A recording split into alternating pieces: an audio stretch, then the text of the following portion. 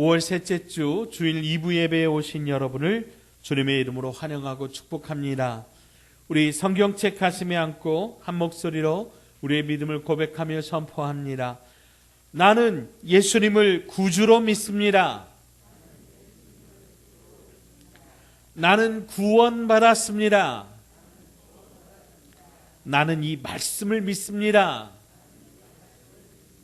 나는 행복합니다. 아멘. 여러분은 여러분의 인생에 있어서 언제가 가장 힘들고 어둡고 캄캄한 시기였습니까? 사실 개인적으로 어둡고 힘든 시기가 있기도 하고 또 국가적으로 힘들고 어두운 시기가 있기도 하지요. 저는 우리나라의 가장 어두운 시절 하면 일제강점기와 6.25 전쟁의 시기라고 생각합니다. 그때 정말 당시 우리나라는 민족의 앞날이 보이지 않던 캄캄한 시절을 겪었습니다. 빼앗긴 들에도 봄은 오는가 이상화님의 시를 보면은 온 들판에 봄이 와가지고 파랗게 물들어가는데 봄바람은 불어서 살랑살랑 되는데 이 시인의 마음은 캄캄하고 절망적이고 어둡기만 합니다. 왜 그렇습니까? 나라를 빼앗겼기 때문이지요. 그래서 파랗게 다가온 그 봄 기운마저도 슬퍼 보이고 절망적이 되었던 것입니다. 일본은 우리나라를 식민지로 삼아 전쟁 기지로 만들었습니다. 모든 물자를 다 전쟁 물자로 수탈해 갔고 젊은 청년들은 총알바지로 그렇게 군대로 끌고 갔으며 여인들은 위안부로 또 군수 물자를 생산하는 그런 공장의 직공으로 끌고 갔습니다. 마침내 일본이 패망하여 이 땅에 광복이 주어졌으나 38도를 기준으로 북녘 땅에는 소련군이 남녘 땅에는 미군이 신탁 통치를 하면서 한민족이 둘로 갈라졌고 1950년 6월 25일 북한의 김일성이 소련제 탱크를 앞세우고 남침하면서 1953년 7월 27일 휴전하기까지 약 3년 22일 동안 전쟁의 포화 속에 우리 온 동산 삼천리 방방곡곡 처참하게 유린되고 그야말로 세계에서 가장 가난한 나라 세계 최빈국으로 누군가의 도움이 없으면 도저히 살 수 없는 그런 어두운 땅이 되었습니다. 그런데 여러분, 지금 우리가 살고 있는 2022년도 우리나라의 경제력은 세계 10위라고 이야기를 하고 또 군사력으로는 세계 6위의 군사력을 자랑하고 있습니다. 어떻게 이런 일들이 일어날 수 있는가? 저는 그 중심에 자기들은 못 먹고 못 살고 자기들은 참 힘들게 살았지만은 자녀들을 눈물로 가르치며 자녀들을 위하여 참으로 무릎 꿇고 하나님 앞에 나아갔던 이 땅의 위대한 어머니들의 기도 때문이라고 저는 생각합니다. 오늘 우리가 함께 읽은 본문에서도 이렇게 어둠의 시대에 한 줄기 빛을 밝혔던 위대한 어머니가 있습니다. 바로 그녀의 이름은 한나입니다. 오늘은 이 한나를 중심으로 우리가 함께 살펴보면서 함께 은혜 받고자 하는데요. 우선 그녀가 살고 있던 그 시대는 사사시대입니다. 지난주 우리가 룻기의 말씀을 살펴보면서도 그때 말씀을 드렸는데요. 사사시대의 시대적 특징은 사사기 21장 25절에 이렇게 기록하고 있습니다. 그때에 이스라엘의 왕이 없으므로 사람이 각기 자기 소견에 옳은 대로 행하였더라. 아멘. 사람들이 저마다 각기 자기 소견에 자기 생각대로 살았다고 하는 거예요. 그런데 그 이유가 뭐예요? 이스라엘에 왕이 없었기 때문이라고 하는 거죠. 여러분, 하나님께서 모세를 통해서 이스라엘 백성들을 애굽에서 이끌어내실 때 하나님 분명히 이스라엘 자손들과 이렇게 언약을 맺으십니다. 출애굽기 6장 7절의 말씀입니다. 너희를 내 백성으로 삼고 나는 너희의 하나님이 되리니 나는 애굽 사람의 무거운 짐 밑에서 너희를 빼낸 너희의 하나님 여호와인 줄 너희가 알리라. 아멘. 자, 무슨 말이냐면 하나님께서 이스라엘의 왕이시라고 하는 거예요. 그런데 사사시대에 이스라엘 백성들이 왕이 없었다고 하는 말은 이스라엘 백성들이 하나님의 왕 되심을 인정하지 않았다고 하는 거죠. 그래서 저마다 자기가 하나님 대신에 왕이 되어서 살았던 거죠. 그 결과 사사시대 이스라엘 백성들은 늘 어둠 가운데 살았습니다. 주변 세력들이 침략해서 그들을 종으로 삼고 그들이 가꾸어 놓은 모든 농작물 또 가축들을 다 끌고 갔습니다. 그들은 기 한 번 펴지 못하고 그렇게 어둡게 살았습니다. 바로 그런 어두운 시대에 한 줄기 빛과 같이 아름답게 빛나던 인물과 가문이 있었으니 바로 사무엘과 그의 위대한 어머니 한나입니다. 오늘은 먼저 이 사무엘이 어떻게 해서 태어나게 되었는지 우리가 함께 좀 살펴보며 은혜를 나누겠습니다. 먼저 1절 2절 말씀 다시 한번 같이 읽어봅니다. 1절 2절 말씀입니다. 함께 읽습니다. 에브라임 산지 라마다임 소빔에 에브라임 사람 엘가나라 하는 사람이 있었으니 그는 여로암의 아들이요 엘리후의 손자요 도후의 증손이요 숲의 현손이더라. 그에게 두 아내가 있었으니 한 사람의 이름은 한나요 한 사람의 이름은 브닌나라. 브닌나에게는 자식이 있고 한나에게는 자식이 없었더라. 아멘. 에브라임 산지 라마다임 소빔에 에브라임 사람 엘가나, 그 뜻이 하나님은 소유하신다. 하나님의 소유, 이 사람은 하나님의 소유다, 그런 의미입니다. 이 엘가나가 살았습니다. 특별히 1절에 보면 이 엘가나의 족보를 기록하고 있어요. 그러면 왜 사무엘 성경이 시작되면서 왜 1절에 이 사람의 족보를 기록하고 있느냐라고 하는 거예요. 그 가문이 신앙의 명문 가문이라고 하는 말이에요. 당시 대제사장이었던 엘리 제사장의 두 아들 홈니와 비느하스가 죽고 사무엘이 그 제사장이 되어서 영적 계보를 이어가는 신앙의 명문 가문이 되어서 오늘 그 족보를 오늘 사무엘상 1장 1절에 이렇게 기록하고 있는 것이죠. 사랑하는 여러분, 여러분의 가정이 신앙의 명문 가문 되시기를 주님의 이름으로 축원드립니다. 아멘 소리가 너무 작아요. 이런 말씀엔 여러분 두 손 높이 드시고 아멘 하셔야 돼요. 다시 한번 기회를 드리겠습니다. 여러분, 여러분의 가문이 신앙의 명문 가문 되시기를 주님의 이름으로 축원합니다. 아멘. 아직도 양에는 안 차는데 그래도 넘어가죠. 자, 그러면 본래부터 그렇게 명문 가문이었는가? 그렇지 않았다고 하는 거예요.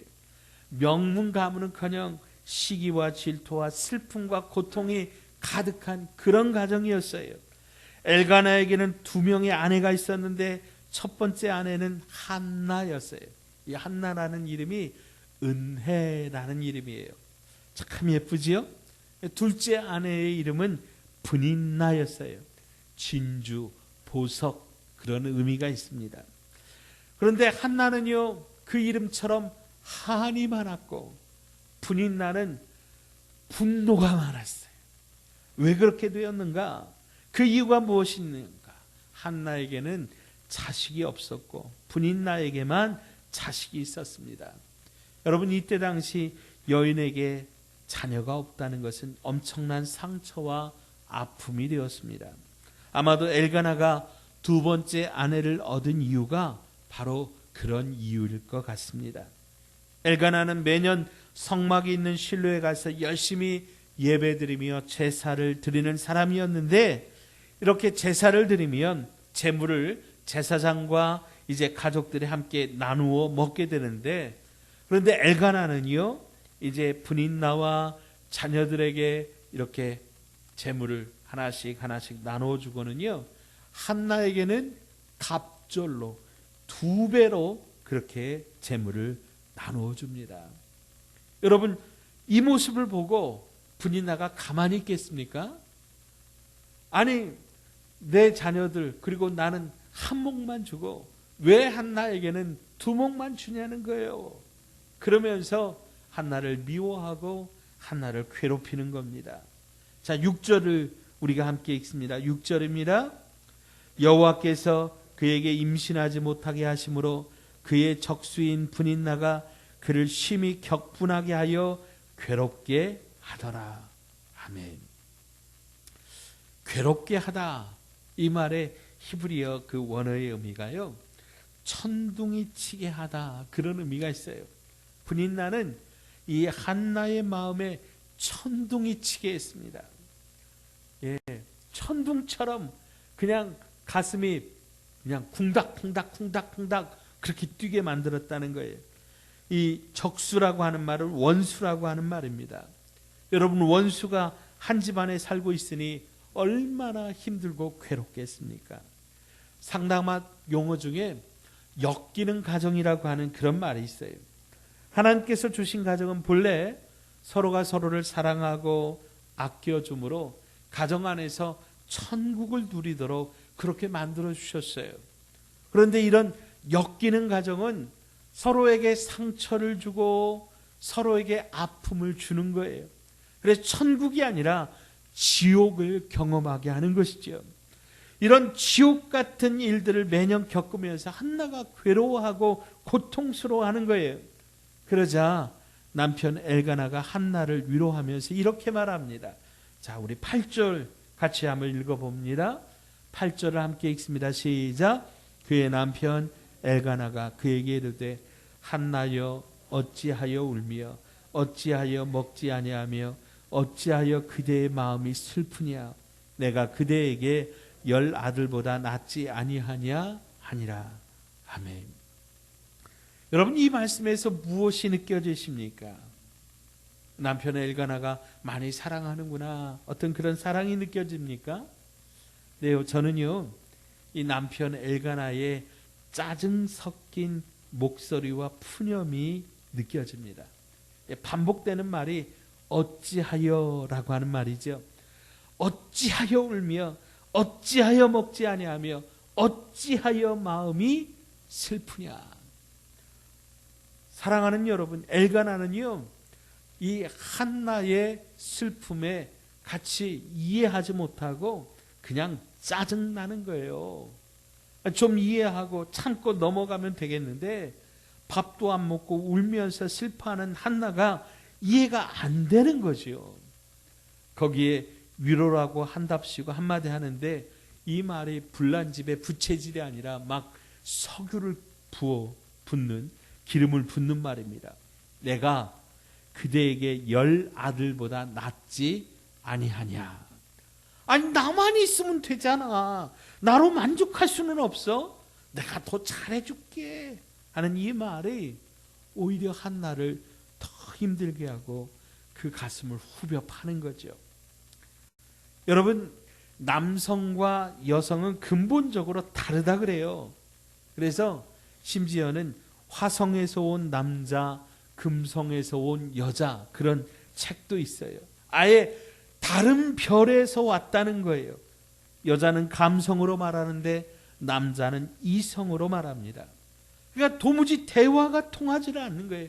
답답하여 미쳐 죽는 거죠. 한 집에 사는 다른 여자는 원수입니다.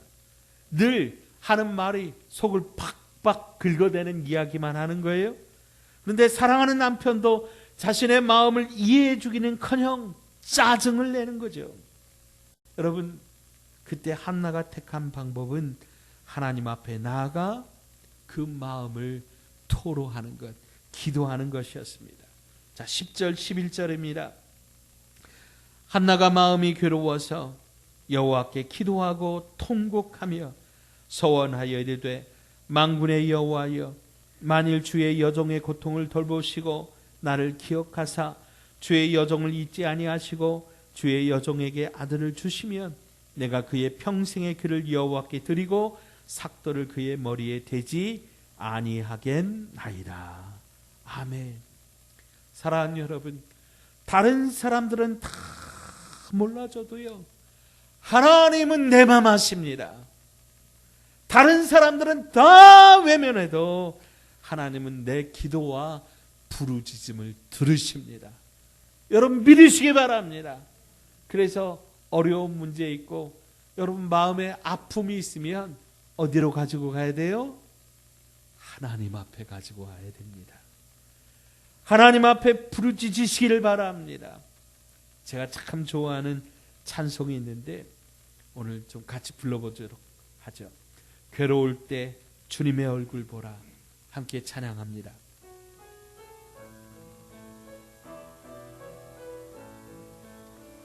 괴로울 때 주님의 얼굴 보라. 병화의 주님 바라보아라. 세상에서 시달린 친구들아, 위로의 주님 바라보아라. 힘이 없고 내 마음 연약할 때 능력의 주님 바라보아라. 주의 이름 부르는 모든 자는 힘 주시고 늘 지켜주시리. 눈을 들어 주를 보라. 내 모든 염려 주께 맡겨라. 슬플 때에 주님의 얼굴 보라. 사랑의 주님 안식 주리라. 아멘. 자, 그런데 그렇게 하나님 앞에 마음을 토하며 간절히 기도할 때 그 모습을 지켜보는 사람이 있었어요. 당시의 영적 지도자요 대제사장이었던 엘리 제사장이 이 모습을 가만히 보고 있습니다. 그런데 이 모습을 보면서 어떻게 말합니까? 12절로 14절입니다.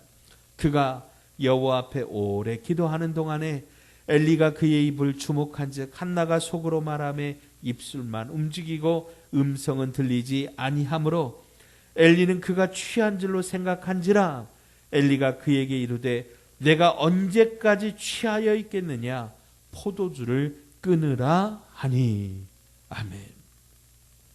여러분, 하나님 앞에 마음을 토하여 간절히 기도하는 한나를 보면서 엘리 제사장이 뭐라 그래요? 언제까지 취해 있겠느냐고, 포도주를 끊으라고 그렇게 야단치는 거예요. 여러분, 입장 바꿔서 여러분이 만약에 속상한 일이 있어서 교회에 기도하러 왔어요.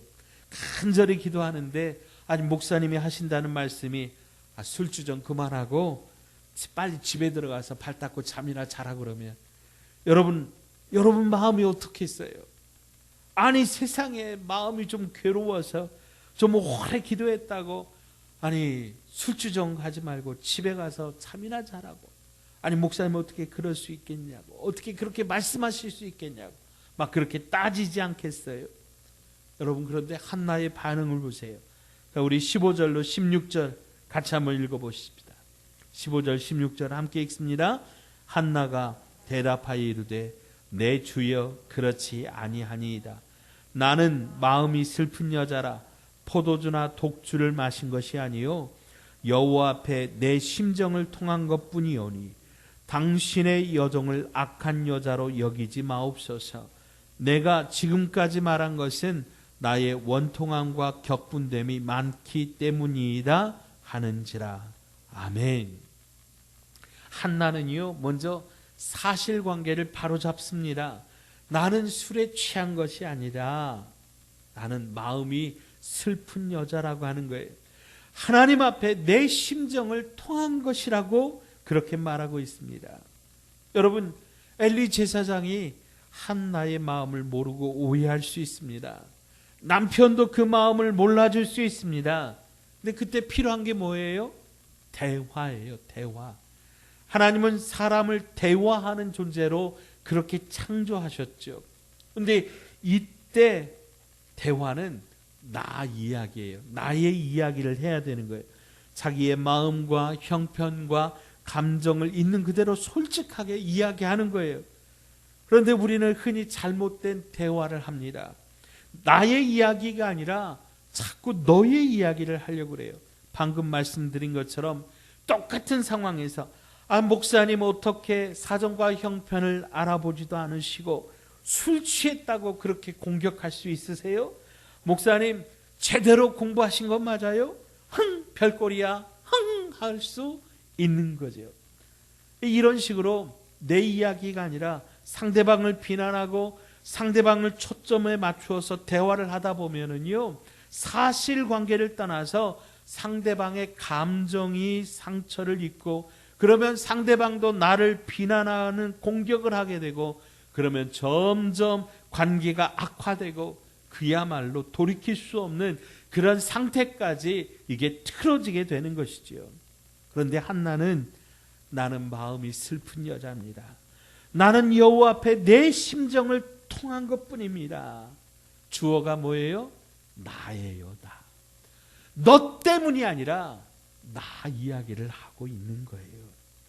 이렇게 나의 감정과 내 생각을 이야기하면 상대방이 몰랐던 사실을 알고 사과하고, 그러면 관계도 풀리고 축복의 문도 은혜의 문도 열리는 것입니다. 여러분 보세요. 한나의 말을 들은 엘리 제사장이 한나를 긍휼히 여기고 그녀를 축복합니다. 17절 18절입니다. 엘리가 대답하여 이르되 평안히 가라. 이스라엘의 하나님이 내가 기도하여 구한 것을 허락하시기를 원하노라 하니 이르되 당신의 여종이 당신께 은혜 있기를 원하나이다 하고 가서 먹고 얼굴에 다시는 근심빛이 없더라. 아멘. 여러분, 엘리 제사장이 한나에게 축복합니다. 이 엘리 제사장의 축복의 선포를 듣고 한나가 어떻게 했다고요? 가서 먹고 얼굴에 다시는 근심빛이 없더라. 엘리 제사장의 축복의 말씀을 한나가 그대로 믿음으로 받았다고 하는 거예요. 엘리 제사장이 이스라엘의 하나님이 내가 기도하여 구한 것을 허락하시기를 원하노라 하고 축복하니까 아멘 하고 꿀떡 한나가 그를 삼켰어요. 받았어요. 믿음으로 받은 거예요. 여러분, 우리 주님께서 병자들을 고치시면서 꼭 하신 말씀이 있어요. 내 믿음대로 될지어다. 캄캄한 소경을, 귀머거리를, 또 귀신 들린 사람들을 고치시면서 주님이 하신 말씀이 내 믿음대로 될지어다. 마찬가지로 오늘 한나는 엘리 제사장의 축복의 선포를 아멘 하며 믿음으로 받았다고 하는 거예요. 그랬더니 그 다음에 이 엘리 제사장의 그 축복대로 한나의 기도가 응답되는 것을 우리가 볼 수 있습니다. 19절 20절 같이 한번 읽어봅니다. 함께 읽습니다. 시작. 그들이 아침에 일찍 일어나 여호와 앞에 경배하고 돌아가 라마의 자기 집에 이르니라. 엘가나가 그의 아내 한나와 동침함에 여호와께서 그를 생각하신지라. 한나가 임신하고 때가 이름에 아들을 낳아 사무엘이라 이름하였으니 이는 내가 여호와께 그를 구하였다 함이더라. 아멘. 하나님께서 한나를 생각하셨어요. 이 생각하다라고 하는 이 원문에는 또 다른 의미가 방문하다, 그런 의미가 있어요. 하나님께서 한나를 방문하셨어요. 찾아오셨어요. 그래서 그녀의 태의 문을 열어주셔서 잉태케 하셨습니다. 한나는 아들을 낳고 그 이름을 사무엘이라고 지었습니다. 이 사무엘은 하나님께서 들으셨다, 그런 의미입니다.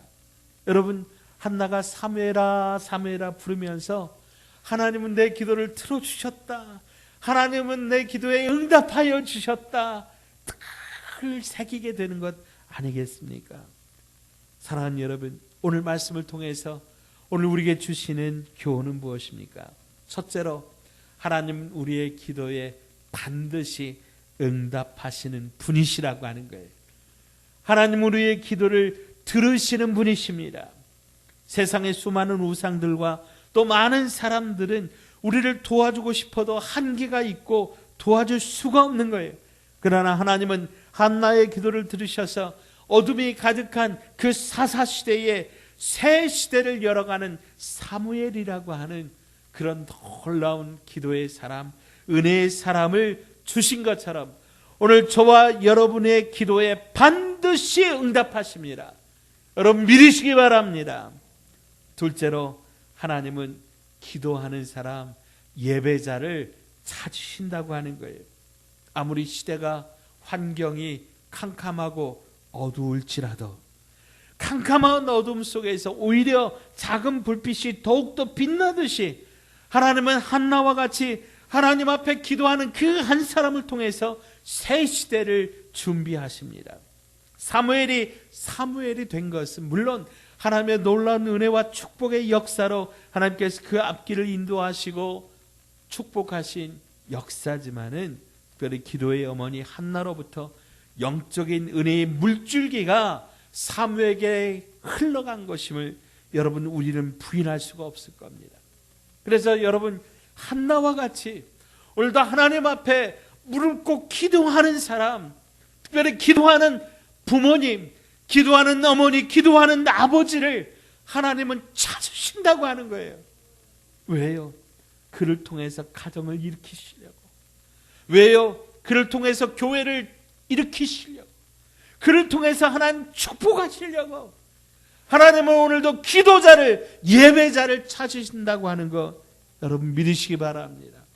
그 기도하는 사람, 그렇게 예배하는 사람이 오늘 저와 여러분 되시기를 주의 이름으로 축원드립니다.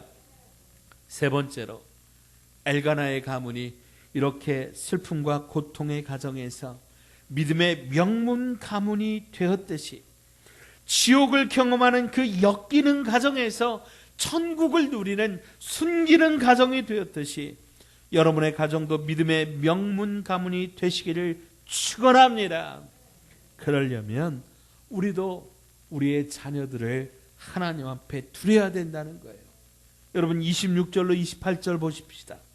26절로 28절 같이 함께 읽습니다. 시작. 한나가 이르되 내 주여 당신의 사심으로 맹세하나이다. 나는 여기서 내 주 당신 곁에 서서 여호와께 기도하던 여자라. 이 아이를 위하여 내가 기도하였더니 내가 구하여 기도한 바를 여호와께서 내게 허락하신지라.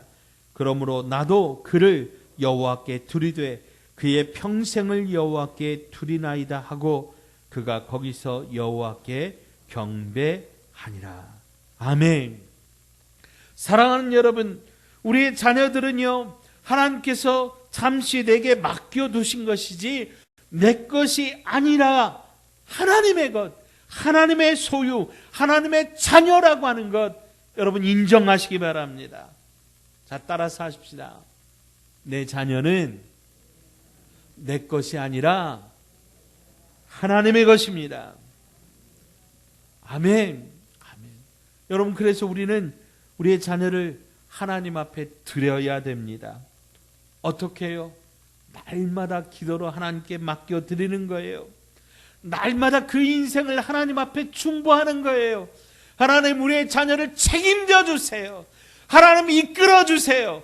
하나님 믿음의 길로 이끌어 주세요. 인도해 주세요. 그렇게 우리가 기도로 맡겨야 될 줄로 믿습니다. 그때에 하나님께서 믿음의 명문 가문으로 우리 가정을 이끌어 가십니다. 우리의 가정을 통하여 교회를 살리고 시대와 민족을 밝히는 큰 빛으로, 믿음의 햇불로 하나님이 사용하실 것입니다. 그렇게 되기 위하여 여러분, 우리가 우리 가정을, 우리 자녀들을 주님 앞에 드리는 저와 여러분 되시기를 주의 이름으로 축원드립니다. 하나님 아버지, 오늘 한나를 통해 우리의 삶의 모든 문제들을 어떻게 해결해야 하는지 보여주시니 감사합니다. 한나가 하나님 앞에 마음을 토하여 기도한 것처럼 우리도 하나님 앞에 간절히 기도하게 하여 주옵시고, 한나가 엘리 제사장의 축복을 믿음으로 아멘하며 받은 것처럼 우리도 믿음으로 기도의 응답을 받게 하여 주시고, 한나가 사무엘을 하나님 앞에 드림으로 아름다운 믿음의 명문 가문을 이룬 것처럼 우리도 우리의 자녀들을 주님께 맡겨 드림으로 믿음의 명문 가문을 이루게 하여 주시옵소서. 예수님의 이름으로 간절히 기도하옵나이다. 아멘.